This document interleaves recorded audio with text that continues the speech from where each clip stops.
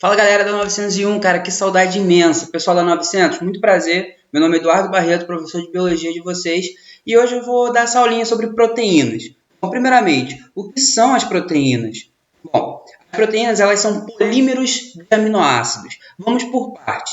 Aminoácido, moçada, é esse tipo de molécula aqui, onde vai apresentar um grupo amina e do outro lado vai apresentar um grupo ácido carboxílico. Tudo bem até aí, molecado? Esse Rzinho representa o radical, que é a parte que vai diferenciar os aminoácidos uns dos outros, tudo bem? Mas vamos lá. O que é um polímero? Polímero, moçada, é a união de vários monômeros, é a união de várias coisinhas iguais. Por exemplo, aqui atrás de mim tem essa parede. Cada tijolinho desse seria um monômero, certo? Essa parede inteira seria um polímero de tijolo, tudo bem? A mesma coisa vai valer aqui na molécula. Eu tenho um polímero de aminoácidos. E isso eu vou chamar de proteínas. Mas como que eu vou unir uma na outra? Bom, é bem simples.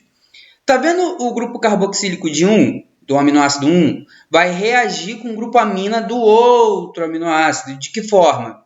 A hidroxila, que é esse HOzinho aqui, ó, vai reagir com o hidrogênio do grupo amina. Tudo bem até aí? Vão se fundir e vai sair da molécula formando H2O, também conhecido como água. E como que vai ficar a molécula após a saída da molécula de água? Vai ficar assim, ó. De um lado o grupo amina, lá na outra ponta um grupo carboxílico. Tudo bem até aí? Essa ligaçãozinha aqui, ó, eu vou chamar de ligação peptídica. Essa estratégia, moçada, eu chamo de síntese por desidratação. É quando eu pego, junto duas molequinhas e dessa união acaba escapando uma molequinha de água. Tudo bem? Toda vez que isso acontecer, eu vou chamar isso de síntese por desidratação. Quais são os tipos de aminoácidos na natureza? Como eu havia dito a vocês, esse Rzinho aqui, ó, é o que vai nos dizer qual é o aminoácido encontrado na natureza. São exatamente 20. Tá? Esses 20 a gente vai classificar da seguinte forma: os essenciais e os não essenciais. Os essenciais são aqueles que você não vai produzir. O seu corpinho não produz. Então é essencial que você coma. Professor, eu vou ter que decorar todos esses, isoleucina, leucina, fenilalanina? Não, molecada, eu não quero que vocês decorem isso. Isso aí vocês vão aprender quando entrar lá na faculdade de medicina, na faculdade de biologia, que eu tenho certeza que vocês vão seguir essa carreira aí, porque é uma carreira linda, maravilhosa, coisa linda de ver. Mas vamos lá, moçada, voltando aqui, papo sério. Os aminoácidos naturais, também chamados de não essenciais, são aqueles que o seu corpinho vai produzir, principalmente o seu fígado, tá? E aí, moçada, ele não é essencial, mas a gente acaba comendo. Não é porque a gente não produz que a gente não vai comer, que a gente não vai encontrar ele nos alimentos do nosso dia a dia. Esses aminoácidos estarão lá. Só que não é essencial que você coma, porque como você produz, então não há essa necessidade toda. O problema está nos aminoácidos essenciais, que você não produz, logo você tem que comer.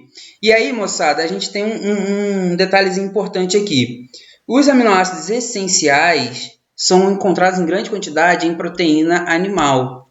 E isso é um pouquinho complicado para a galera vegetariana. Não é à toa que a galera vegana acaba adicionando na dieta cogumelos, porque os cogumelos são extremamente ricos em aminoácidos essenciais, tudo bem? Dá para ser vegano de boa, não tem nada a ver esse negócio de não pode ser vegano. Pode ser vegano sim, vai aí do seu gosto. Como que eu vou classificar as proteínas? Bom, a gente classifica basicamente, moçada, de acordo com o formatinho dela, certo? Se ela for uma fitinha reta, se ela for assim, ó, fitinha reta, fiozinho, ó, fitinha reta, vou botar aqui para vocês verem, ó, é legal. Se for uma fitinha reta, ou seja, uma sequência linear de aminoácidos, eu vou dizer que ela é primária, tudo bem? Agora, se ela formar um caracolzinho, como um fiozinho de telefone, se ela ficar assim, ó, se ficar assim, meio cacheadinho assim, ó, legal, né? Se ficar meio cacheadinho assim, eu vou dizer que é secundária. Caso forme uma bolinha, fique enoveladinha, igual tá aqui, ó, eu vou chamar de terciária. Se eu juntar duas ou mais terciárias, eu vou ter uma estrutura quaternária, que é essa estrutura aqui, que... Ih, rapaz, o slide que tá acabando tapando aqui para vocês. Espera aí, eu vou consertar. Olha lá, ó, quaternária, bonitinho, show de bola. Vamos voltar aqui então. Bom, e aí a gente entra nas funções, molecada. Todas as moléculas que a gente está ensinando a vocês, eu e a Mari, desde carboidrato, lipídio, desde essas moléculas aí, a coisa que a gente mais tem que focar, moçada, é a função, é o para que serve cada uma dessas moléculas. Show de bola? É isso que a biologia está muito interessada lá a nível de prova, de Enem e tal. Bom, vamos lá. Função de proteínas. É a terceira fonte de energia do nosso corpo. A primeira fonte vai ser o carboidrato, vai ser os açúcares. A segunda fonte vai ser os lipídios. A terceira vai ser a proteína. Tudo bem até aí?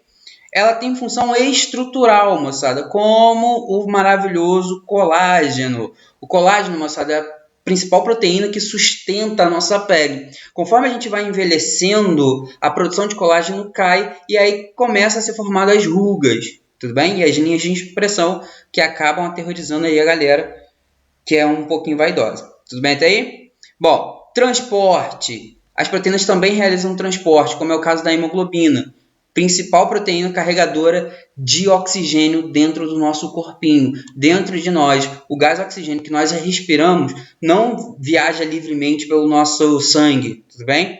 Ele vai sempre viajar agarradinho na hemoglobina. Tanto é, moçada, que quando a gente não tem hemoglobina, a gente acaba desenvolvendo um estado clínico chamado de anemia. As proteínas também podem ter função hormonal. Vários hormônios do nosso corpo são proteínas, como é o caso aqui da mais famosa, a insulina. A insulina, moçada, ele é um hormônio ligado ao controle de açúcar no sangue. Quem tem algum parente diabético já deve ter ouvido falar de insulina. A insulina, ela reduz a quantidade de açúcar no sangue, porque quando a pessoa tem diabetes, ela acaba não produzindo a insulina direito, ou não tem os receptores para essa insulina. E isso acaba dificultando a redução do nível de açúcar. Tá, professor, mas e daí? E daí, mostrado que o alto índice de açúcar no sangue faz aumentar a pressão intraocular, o que pode causar descolamento de retina e a pessoa acaba ficando cego. A alta quantidade de açúcar no sangue dificulta a coagulação sanguínea. Pessoas que são diabéticas, quando sofrem algum tipo de ferimentozinho bobo, simples, sangram por um grande período de tempo. As proteínas também terão função de defesa. E aí, moçada, quando a gente fala de defesa, eu estou falando diretamente dos anticorpos, pelo amor do Santo Cristo. Anticorpo não é soldadinho, tá? Anticorpo não é nenhuma célula. Anticorpo é uma proteína que viaja livre, leve, solto dentro do seu sanguíneo, mais precisamente no seu plasma. Como que funciona o anticorpo? Moçada, o anticorpo ele tem esse formatinho de Y aqui, ó, bem parecidinho com Y. E como que vai funcionar? A parte superior, essa parte superior aqui, ó, do anticorpo, ele vai reconhecer o inimigo. A partir do momento que ele reconhece o inimigo, na outra ponta, ele sinaliza para células de defesa atacar porque é um inimigo, tudo bem? E por último, a função enzimática. Cara, as enzimas elas são extremamente importantes, tanto que eu vou fazer um slidezinho só para elas. As enzimas. Bom, o que são as enzimas? As enzimas elas são proteínas catalisadoras de reações químicas. Tá, professor, mas e daí? Elas são altamente específicas. E catalisador quer dizer que elas aceleram as reações químicas, certo? Além de acelerar a reação química, elas diminuem a energia de ativação. O que é a energia de ativação? É o quanto de energia que eu preciso dar para uma determinada reação química possa acontecer. Exemplo, aqui eu peguei uma pitadinha de açúcar, sem patrocínio. Peguei uma pitadinha de açúcar e vou fazer o seguinte, vou quebrar essa pitadinha de açúcar com uma enzima. Bom, se eu fizer isso com uma enzima, eu vou demorar 1 segundo para quebrar. E vou gastar 2 ATPs. Tudo bem? Show de bola. Professor, se eu não tivesse uma enzima? Se eu não tivesse uma enzima, eu demoraria 300 anos para quebrar essa pitadinha de açúcar. Moçada, 300 anos. Talvez, eu acho que vocês não vão estar vivos para ver essa molécula quebrada. E vou ter que gastar 28 ATPs para poder quebrar. Então, molecada, com enzima ficou muito mais prático, ficou muito mais vantajoso eu digerir, fazer as minhas atividades. A vida como nós conhecemos só foi possível graças às enzimas, porque elas aceleram a reação. Modelo chave fechadura. Como eu havia dito a vocês, as enzimas elas são altamente específicas. Por quê? Isso de cinza aqui, ó, essa bolotinha cinza aqui, é a minha enzima, certo? Perceba que nessa bolinha, ela tem uma área aqui, ó, uma depressãozinha aqui, ó, que a gente chama de sítio ativo. É nesse local que o substrato, ou seja, o que a enzima vai quebrar, ou o que a enzima vai fazer, determinada função dela lá, é exatamente nesse ponto, nessa região, que haverá a reação de acoplamento, certo? Vai haver esse reconhecimento. Reconheceu. Professor, e se eu tentar colocar outra coisa ali, molecada? Não dá. É específico. O sítio ativo liga-se somente a um substrato. Tudo bem? Após o momento que há essa reação de acoplamento, essa reação de reconhecimento, a enzima vai lá e faz a sua função. Nesse exemplo aqui, essa enzima vai quebrar o meu substrato verdinho, formando dois produtos, o produto cinzinha e esse triângulo laranja. Professor, e se eu pegar esse triângulo laranja e devolver aqui para a enzima, ela vai quebrar? Não, molecada. Como eu falei para vocês, é altamente específico. Haverá uma outra enzima que vai quebrar esse triângulo, assim como haverá uma outra enzima que vai quebrar esse Dzinho aqui azulzinho. Tudo bem até aí? Bom, e o que vai acontecer com a minha enzima depois desse processo, professor? Ela vai morrer? Ela vai desaparecer? Não, ela está livre, leve e solta para fazer tudo de novo. Tudo bem? Só que as enzimas, moçada, assim como todas as proteínas, elas são estruturas elas são moléculas bem fresquinhas. Elas são moléculas que necessitam de alguns fatores para que elas possam trabalhar. Se não tiver dentro desses fatores, elas não trabalham, elas não fazem nada, ficam lá de bracinho cruzado sem fazer nada. Quais são esses fatores? Primeiro fator, temperatura. É necessário que a temperatura esteja ideal para a atividade enzimática. Tudo bem até aí? Ó, na espécie humana, a temperatura ideal gira em torno de 36 graus. Então, olha que interessante esse gráfico. Não tenham medo de gráfico, moçada. Gráfico é para ser lido, não é uma foto para você só olhar e admirar. Legal. Não, gráfico é para ser lido.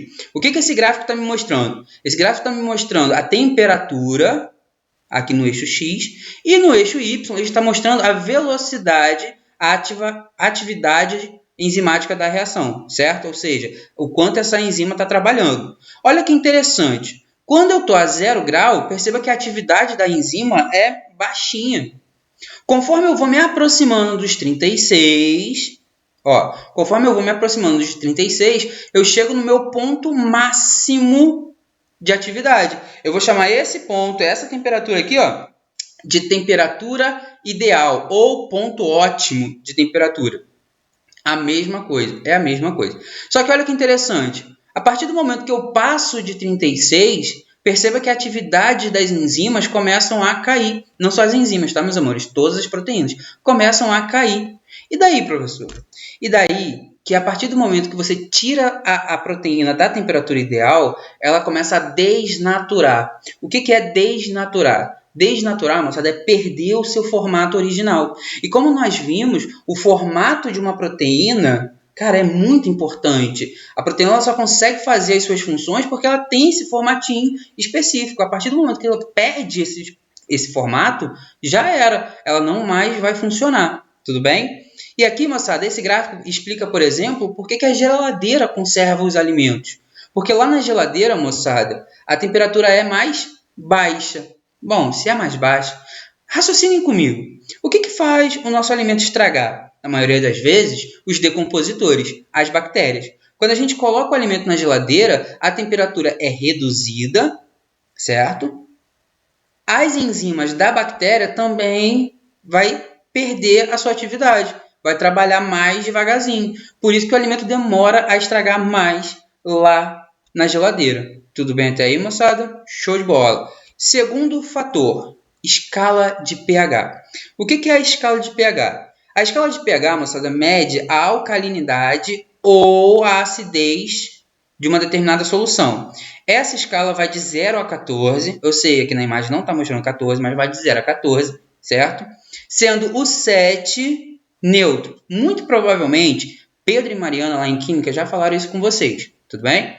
Como que vai ser isso daqui? Cada enzima tem o seu pH ideal e pode variar dentro do nosso corpo, como é esse caso aqui. Ó. Eu tenho a pepsina e a tripsina, duas proteínas do nosso tubo digestivo, certo? Que faz a digestão dos nossos alimentos. Percebam que a pepsina vai ter um pH ótimo aqui, no pH 2, extremamente ácido.